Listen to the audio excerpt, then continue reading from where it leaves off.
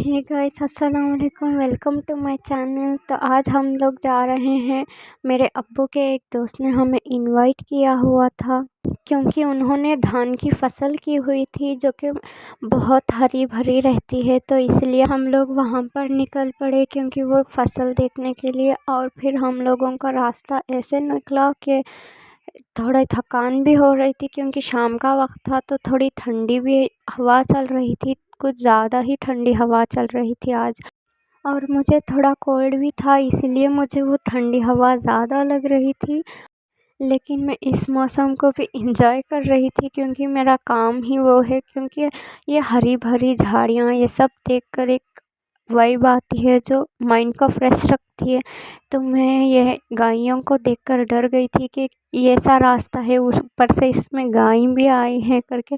फिर हम लोग वहाँ से फाइनली पार हो गए थे। तो वहाँ पर इस मिट्टी को देखा मैंने कि जो रेड में थी, बहुत अच्छी सी लग रही थी और ये गाय भी प्यारी लग रही थी। और इसी दौरान हम लोग वहाँ से भी पास हो गए।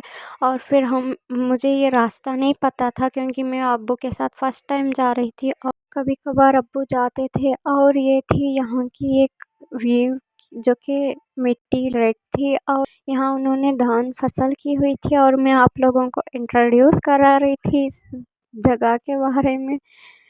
और फिर हम लोग वहाँ से सामने गए और वहाँ आगे जाकर देखा तो वहाँ पर भी ठंडी हवा चल रही थी। और मैंने सोचा क्यों ना मेरी खुशी आपके साथ भी शेयर करूं और आपको भी मेरी खुशी में शामिल करूं। और फिर मैं यहाँ से आगे बढ़ गई थी।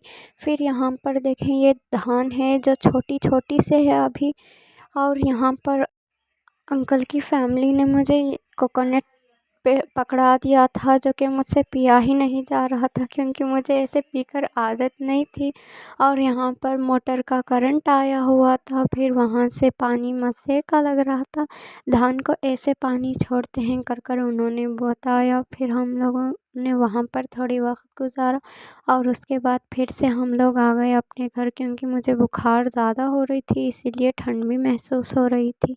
वहाँ से आगे बढ़ने के बाद देखिए और थोड़ी ही दूर पर फिर से हमें एक धान की फसल नज़र आई। पता नहीं किसकी थी लेकिन नज़र आई।